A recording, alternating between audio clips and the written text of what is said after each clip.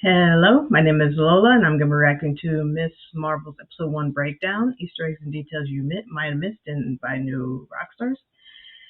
If you want to see my full reaction to Miss Marvel's first episode, it'll be in the description down below. You can like, comment, subscribe to my channel. I mean, if you want to or not, you know,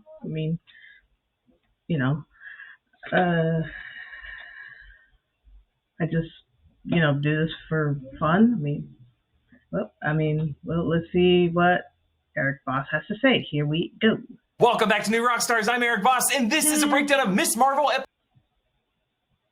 Welcome back to New Rockstars. I'm Eric Voss, and this is a breakdown of Miss Marvel Episode 1, which makes us wonder, why are the only superpowers I lead fan conventions with sunburn and COVID? Let's break down this first episode shot by shot for the many MCU Easter eggs and details that you might have missed. And I was fortunate this time to talk to the directors of this episode, Adil and Bilal, who gave me some exclusive insights that I will be including in this breakdown. The Marvel Studios title card has now been updated with a shot of Doctor Strange from Multiverse of Madness, and then on the M, it's our man Moon Knight. Over this week here, The Weeknd's Blinding Lights, a tease for the aesthetics of this series. Many shots have blinding lens flares of the same kind of purple fuchsia color of Miss Marvel's hard light in the weird realm that she goes to. And it is literally blinding light that activates Kamala's powers at the convention. All of this reflecting how Kamala metaphorically finds herself blinded by the light of her own new cosmic powers, both how cool they are and the burden of being a superhero. This opening sequence is, I love it, a YouTube video as Kamala uses her drawings to recap the events of Avengers Endgame. Now, Kamala Khan first appeared as a fan of Captain Marvel Carol Danvers in a 2013 Captain Marvel comic, and then shortly after got her own spin-off in 2014 from writer G. Willow Wilson that explored her point of view as a Pakistani-American Muslim teenager in Jersey City, and really a total Marvel stan. That whole one-step removed fandom is at the heart of this character, and why so many comics readers, as Marvel fans ourselves, could connect with her. And it's just so great that this series opens with a Marvel fan video. I feel seen. Iman Vellani herself is an MCU nerd who carries around with her a notebook filled with MCU notes and questions, who I found out in the press conference is a big fan of this channel, might be watching right now, I hope so. All of this to say, this opening feels super authentic. We start with Kamala's drawings including Grouchy Hulk, and then hands together with Bismillah, an expression meaning in the name of God, an expression that characters say throughout this episode. We see her flying sloth, and then Bigfoot with his nether regions and upper regions covered by stars. Kamala says this is a 10-part series on Earth's mightiest hero, using the Avengers moniker, but describing Captain Marvel's savior role in Endgame. We see drawings of Cap, Iron Man, Hulk, Black Panther, Thick, Thor, and Okoye slaying Thanos' forces in the final charge of Endgame. Hawkeye is using a rubber band bow flinging thumbtacks. There's a post-it note listing Captain Marvel's sightings, sandy beaches, Tokyo, dark alley, and an arena. Kamala says the Avengers were losing at this point in the battle, and she's not wrong. It was really an all-is last moment when Captain Marvel showed up. I like how we see the main Avengers joined by Wanda Maximoff, Ant-Man, Valkyrie, and Pepper Potts' rescue, and we see Cap's shield broken. Kamala says Thanos was being a jerk about magical stones, of course referring to the Infinity Stones. We see his warship with "Boo, you suck" on a note in the corner. We hear an eagle screech over a bird with a Carol Danvers mohawk. Right below that is a drawing of Proxima Midnight, and then we see Carol's fighter jet and Carol flying past a sign that reads "The future is female." Then some comics art of Captain Marvel flying through space, and Kamala drags an MS Paint file of Captain Marvel across her desktop screen. What generation of computer is she using? And I love it. Kamala mentioned studying Scott Lang's podcast. It's called Big Me, Little Me on This Powered Life, which must be a parody of This American Life that does interviews with superheroes in the MCU, suggesting that this superhero confessional podcast was how the public of the MCU learned of everything the Avengers did during the Infinity War and Endgame events. And this might have been what informed Paul Greengrass's film The Snap that we saw on the in-flight movie screen in Spider-Man Far From Home. Just a cool little detail that actually tells us a lot about the MCU. Now, when I asked the directors, Adil and Bilal, about other Avengers having podcasts in the MCU, here's what they had to say. Do you think any other Avengers might have a podcast series other than Scott Lang? Well, it would be great to. I would love to know what the Hulk, what his podcast is, that or Deadpool. Deadpool would be funny. Imagine you have Deadpool and Blade doing a podcast together. That'd be awesome. Cool. You heard it here, folks. MCU canon. Blade and Deadpool have a podcast together. I think we should call it Steak Chimichanga. Steak spelled S-T-A-K-E. Kamala recaps how in Endgame Carol flew directly through Thanos' fleet. Also how she changed her hair for this return, and she did take on Thanos. Thanos one by one. Kamala does leave out, though, how Carol Danvers got walloped pretty hard with the Power Stone. I like how Cap and Scott Lang are seen with actual band-aids on them, and you can see how their torn limbs are taped back together with Scotch tape. Kamala addresses how Carol, the Cosmic Avenger, is not on Earth currently, recalling Rhodey calling Carol out in Endgame, and setting up whatever the plot will be for when Kamala Khan joins Monica Rambeau and Carol Danvers in the film The Marvels. Here we see photos of Kamala's friends Bruno and Nakia and her brother Amir, and in this animation when Carol returns at the Avenger Con, beside a Cap shield is a War Machine head winking over at a Carol head smooching, which is a nod to the romance between these two characters in the comics. And maybe in the MCU, I mean, they had that moment where they looked at each other in Endgame. And thank you to BetterHelp for sponsoring this video. If you think you might be feeling depressed, stressed, anxious, or overwhelmed, BetterHelp is here to help. BetterHelp offers licensed therapy. BetterHelp.com/newrockstars for 10% off your first month. Kamala says she has a 2-part series on why Thor is secretly a gamer, a reference, of course, to Thor playing Fortnite in a game. And she says new episodes drop every Wednesday, a nod to how this series drops on Wednesdays. Her YouTube channel is Sloth Baby Productions. 2 subscribers. Oh, you'll get there. Must be Bruno and Nakia, since they both leave comments on this video. Now, the Ms. Marvel press conference included me asking Iman Vellani directly if Kamala Khan subscribed to New Rockstars, and she said that she wasn't sure, but probably at least a variant of us. So sweet of her to be so kind to us. We love you, Iman. Especially since you know the artists of the show here were citing New Rockstars with these thumbnails and video titles. Truth revealed on The Real Carol Danvers Story, Ant-Man and the Wasp's Romantic Vacation in Paris. I like how that flying ant has a beret. And then, where did she get her powers? Bitten by a radioactive feminist? On this day, Kamala wears a shirt reading, "Ladies, let's get information," with Captain Marvel, Valkyrie, and Wasp parodying the Beyonce song. And we meet her family, her brother Amir, her father Yusuf, and her mother Muniba. Of the 3, I like how Yusuf is the rule breaker. He tells Amir to pray less. He tells Kamala to skip stop signs and fake looking in the mirror. But the first thing Kamala does on her driving test after buckling in, mirror check with the aviators, it is clear that she is thinking to herself, higher for the faster, baby, which may be also why she floors the gas. The driving instructor is played by Randy Havens, aka Mr. Clark from Stranger Things. The directors of the series say that they were inspired by Spider-Man Into the Spider-Verse, and like that movie does, the opening titles here flash through more of Kamala Khan's art, showing a comic cover drawn by her. Jersey City Comics, approved by the KK code, Kamala Khan code. I get a little nervous when I see multiple Ks back to back, but we'll look past that. In this comic issue, she battles the Something King, and on the page behind this are more drawings showing Scott Lang and Kamala's mutated human man-ant. As Kamala's parents drive her home, Muniba says, "This is my fault. This is all my fault. These are my genetics. I mean, I come from a long line of fantasizing unrealistic daydreamers. My mother was one."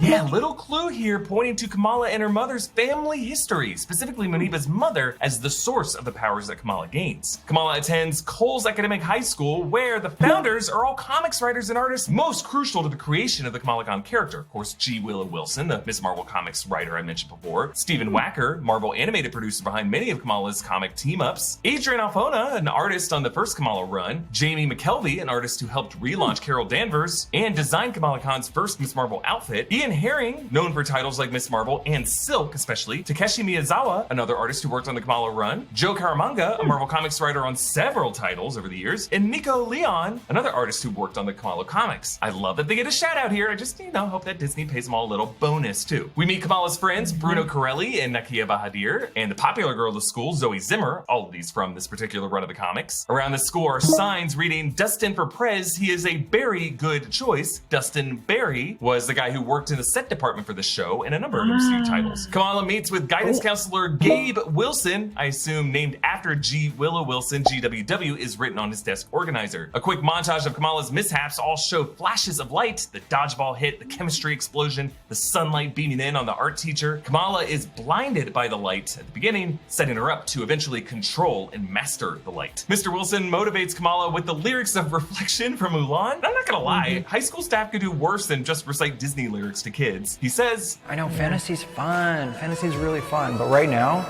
I need you to pull yourself together and join reality. I like how the split screen reflects how divided Kamala is right now, staying grounded in reality or escaping into her dreams and fantasies. Her path forward is in the latter. The Circle Q shop shows up, Kamala's home base in this run of the comics. She and Bruno plan to go to Avengers Con, which is a lot like the A-Day celebration in the Avengers game, which leads to Kamala Khan getting her powers in San Francisco. The graffiti they bike past all comes to life. It looks amazing, visualizing their final flourish pitches. We see steampunk Captain Marvel, mashups Captain Panther or Iron Marvel. They end up in a cat fight. Then Doctor Strange Marvel, who comes in from a portal and makes that same fanned out arm pose as the Images of Icon spell that we saw in Infinity War and the Souls of the Damned in Multiverse of Madness. Then Captain Marvel on a Pegasus, like Valkyrie rode in Endgame and Jane rides in Thor 4. Then Princess Captain Marvel, who changes the graffiti word to shine. Then Zombie Captain Marvel, her thumb falls off. I love that. And when they're all rejected, they all look really sad. Like you can see Steampunk Ghost taking her hat off. Interesting how Kamala watches an episode of Felicity. Like, where is that playing on TV and syndication anywhere? But then Kamala's upside down world turns right side up on this delivery from her nanny, showing how what's inside that box is really the answer that will straighten out her life, the bangle. An artifact that Muniba has definitely seen before and immediately tells Amir to hide in the attic. When you think about it, this whole afternoon with Kamala and her mom must have been unplanned. Like originally Muniba was gonna go wedding shopping with Amir, but she took Kamala to take Kamala's mind off of the bangle and off of her grandmother. Now there are a lot of ways we could read this bangle, exactly what it is for now. Could be an analog of the Kree Negaband that transports Mar-Vell to the negative zone, or maybe the quantum bands worn by Quasar to fire energy blasts. I actually think this is some extraterrestrial tech. There is some indecipherable writing and a symbol that looks like a starburst, but really more importantly for Kamala, I think it's something connected to her family history. They get home and greet Bruno. I'll pack you something to go. No, I'm good. Hey. How was it?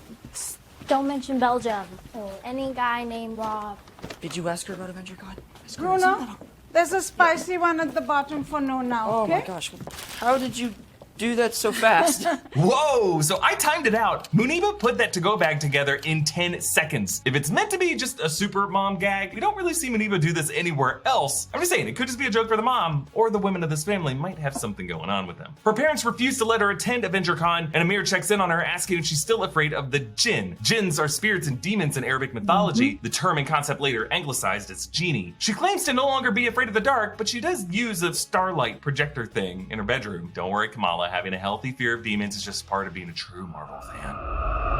The poster behind her bed shows Captain Marvel from Jerry Dodson's cover of the comic Captain Marvel #5. It really just seems like they pulled every awesome looking comics image of Captain Marvel and put it on her bedroom walls. I like how Kamala's text appears in the starlights of her ceiling, whereas Bruno's response takes the form of the street paint as the taxi drives over it. But in addition to the VFX animation, I like how they did this practically by igniting the neon signs in the store windows, and then the LED marquee showing their ellipses and their emojis. Kamala's parents try to compromise that Kamala can go to Avengers Con with her dad, with her as Little Hulk, him as Big Hulk, which I would love to have my parents offer to do this with me. I don't think I'd find it embarrassing, but I get it. Kamala says it'd be humiliating, and there's a huge missed opportunity here to have Yusuf sadly walk out to the 80s Hulk theme. Yeah. Like, yeah, wouldn't that have been awesome? I mean, they did use this track in the 2008 Hulk film. Bruno references the time when Kamala fell into the Hudson River, which is something that happens to Zoe Zimmer in the comics that leads to Kamala's first superpowered rescue. Kamala and Bruno sit on the roof, their feet dangling by an Iron Man sign, but it looks a bit blurred. And that might have been because the show's producers were told to tone down the numerous Iron Man references they were gonna make. But actually, if you look really closely, you can barely make out that this is really an Iron Man themed cereal called Iron Bran. Behind them is a sign for Edison Electric with these bolt images, which might be teasing Kamala's eventual logo of a lightning bolt. He gives her these gloves for her cosplay. Are those photon gloves? Yeah. Yes, photon is capitalized in closed captioning, meaning that they are referring to Monica Rambeau, Photon, from her mother Maria's call sign. She goes by both Photon and Spectrum in the comics, but WandaVision never actually named her. So she's now confirmed as Photon, and apparently enough of a public figure for Kamala and Bruno to know about her and her powers, which is interesting. Now, the directors had this to say about the Photon Easter egg. How do they know who Monica Rambeau is? I want to ask you guys' thoughts on that. Yeah. Whenever we would ask a question like that to Kevin Feige, he would say, I don't answer that. I'll say that. We will see and discover like anybody else, because we would always say, hey, so what happens in the Marvels, actually? What Kevin stands by? or Doctor Strange or in Spider-Man, and he would always say, no, if there's a problem, I'll tell you, and I don't tell you why. So just stay in the stay Marvel world. Stay late. So to me, that sounds like it might have been a deliberate inclusion by the studio to set up Kamala's coming crossover with Monica and Carol. Kamala breaks down her elaborate plan to Bruno to get to Avengers Con. In her fantasy, her cosplay is actual MCU wardrobe standard, and she does a Black Widow landing out her window. The pose, something that the show's producer said Kamala would know as one of the few female superheroes she grew up seeing footage of. Bruno in this fantasy cosplays as Tony Stark, wearing sunglasses, a goatee, and a glowing chest reactor. Avenger Con is at Camp Lehigh. That's the New Jersey base where Steve Rogers trained, where Steve and Black Widow returned to in Winter Soldier, and Cap and Tony visited in 1970 in Endgame. On the bus in this fantasy are cosplayers of the Star Spangled Dancers and Loki and a sorcerer with a shield. Among all the fantasy selfies are a pipe, a cylindrical Rocket Raccoon, a Nick Fury, Vision eating a pretzel, and it ends with Kamala dreaming of getting a tiara, something that she rejected earlier when Bruno pitched Princess Captain Marvel. And then the set transitions practically into an upright bed, which is the same camera trick of the Nexus antidepressant commercial in WandaVision. And while Kamala's plan ultimately goes awry, she does end the night dropping into bed. Yes, this dream plan immediately falls apart. Instead of a superhero landing out her window, she breaks the tree branch and falls hard. That was the way she was gonna get back into her room. Really, the only way she's able to get back into her window is with the help of that hard light that she's later able to summon. Poor Bruno, even his outfit doesn't look as cool. We learn later his whole cosplay is just a white lab coat for Bruce Banner. This poor guy spent way more time making Kamala's cosplay suit than he did his own. We all need friends like Bruno, but instead, we don't talk about Bruno now. The Camp Lehigh banner is actually similar to the sign at the gate when Tony and Cap arrived in 1970 in Endgame. They added Cap's shield in the middle of it, and I like how they put this large statue of Captain America in a Jeep. If you listen to the music playing in the scene, it is the Star-Spangled Man with a plan. I like the little dance that the guy in the Wakandan garb does to celebrate his awesome look and fit. Inside, the convention booths include Things Hulk Smashed, which I guess is just a collection of rubble and broken stuff from all of Hulk's collateral damage over the years. You can see a fridge with a giant handprint in it. There's a giant man Scott Lang display with a fairy in a pool, recreating his size up in the San Francisco Bay in Ant-Man and the Wasp. There's a Cosmic Avenger Captain Marvel setup. There's a Realm of Asgard with a Thor throne that you can sit on. We see the Iron Man dancers from the Stark Expo in Iron Man 2, mugs of Mjolnir ale, some art pieces referencing America's ass. Yep. I understood that reference. Then there's a memorial wall for the fallen with messages to various loved ones pinned up to it. In the middle is Natasha and Tony on display, but no Vision. Also in the upper right of all the notes is a mention of the Sokovia Accords. I assume someone's saying, this is why we need the Sokovia Accords. Hey, why you gotta make this so political, bro? There's another booth with a guy dressed as Drax, showing a DVD on sale, The Peter Quill Star Boy Story, Pal to All Planets, a 40-minute documentary series. I like how the title calls him Star Boy, keeping up with a recurring gag of messing up his name. It isn't Star Prince. Star-Lord. Star-Lord. Oh, sorry. Presumably, if Quill himself would have been the source for this, they probably would have gotten his name right, so I'm guessing this is a third party trying to cash in on it. Also in the background is a shelf with rocket plushies labeled Trash Pandas, because that's what he is. He's a trash panda. Is that better? I don't know.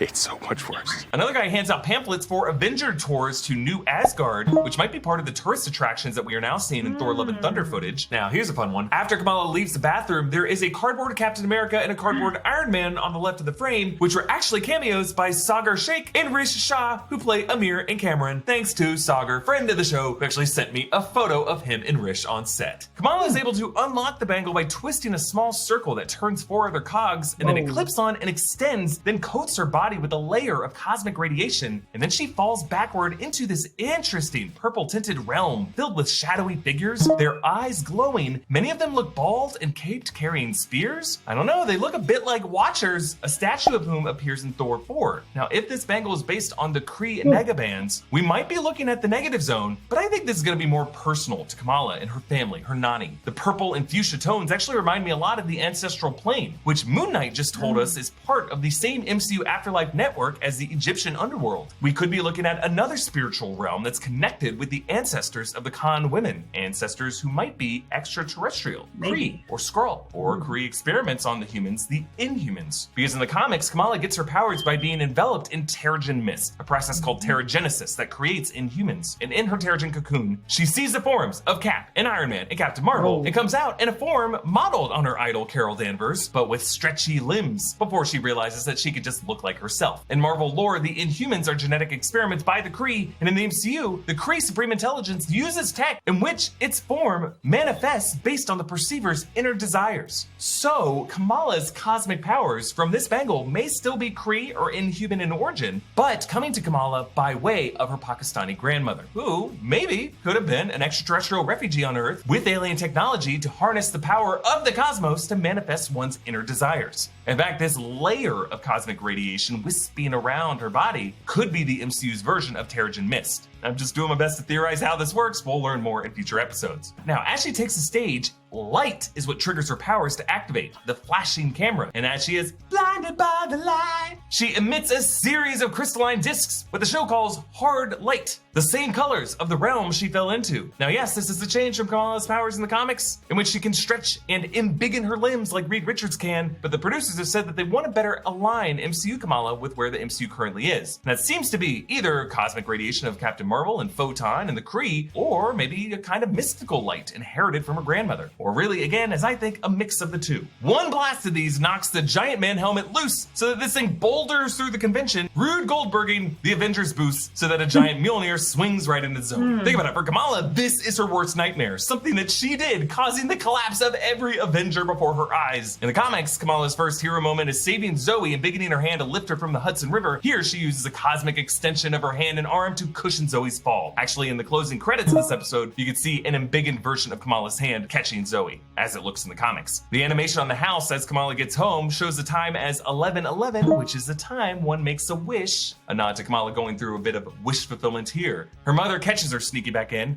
Do you want to be good? Like we raised you to be? Or do you want to be some, this cosmic head in the clouds person? And dropping back down on her bed, Kamala answers, Cosmic. yes, this decision comes with Kamala falling backward, just as she did when she first snapped on that bangle and fell into her, what I think, ancestral netherworld. And when you think back to the earlier scene, this reaffirms her accidental reverse on the driving test as exactly the right direction for her, moving backward, but really just to give herself a runway to launch into the cosmos. The closing credits have a few more fun Easter eggs, Kamala's iconic red Converses and her scarf from the comics. We see a Trust a Bro moving truck from Hawkeye. And we see the same Kamala Khan yellow bolt on purple t-shirt design from the comics. Now there's a quick shot of a skyscraper with the vestiges of the Avengers Tower Quinjet landing pad, but it's a new facade. It's no longer Avengers Tower. I would say this could be the Baxter building, but Multiverse of Madness showed the Baxter Foundation in Central Park. Then again, that was 838, this is 616. Even though Iman Vellani vocally disagrees with Kevin Feige on the MCU's numerical designation, I'm sorry, we love you, Iman, but I gotta go with Papa Feige on this one. Then on to a post-credit scene featuring the return of Ariane Moayed as DODC agent Cleary from Spider-Man No Way Home. Last seen interrogating Peter Parker, MJ, Ned, and Aunt May before Matt Murdock was able to get the DODC to drop the charges. Cleary and Agent Deaver now see footage of Kamala and decide to bring her in, meaning this series is going to shed some more light on what the DODC is up to, their connections to Nick Fury and Sword, and hopefully confirm my Skrull suspicions that Agent Cleary might be a Skrull connected with Marvel's secret invasion plans. His concerned look suggests he has seen this kind of technology before, and if Cleary is a Skrull, he might be seeing some Kree weapons tech emerging in one of the Kree sleeper cells Nick Fury, aka the Skrull Talos, mentioned in Spider-Man Far From Home. Remember, Kree and Skrulls are forever at war, something we'll probably learn more about in Secret Invasion. And the next title Kamala Khan is going to appear in, The Marvels. So maybe now this look is telling us that Cleary is seeing some evidence of a Kree sleeper cell with the Kree genetic experiments called Inhumans, which might be what Kamala Khan's Pakistani ancestors were. We will see. And I'm not sure how much to read into this, but under Stever's phone on her desk are wanted flyers for a Caucasian woman, 5'8", brown hair, 180 pounds, wanted in connection to a double homicide on July 12, 1979 in the municipal graveyard. 1979 is ages ago in MCU history, and my only guess based on a graveyard slaying is that this might tie into Blade somehow. There are some photos on their board showing some folks from older eras. Maybe vampires are on their docket too. That's everything I spotted in this great first episode of Miss Marvel. Follow me on Instagram and Twitter at EAVoss. Follow New Rockstars. Subscribe to New Rockstars for more analysis of everything you love. Thanks for watching. Bye.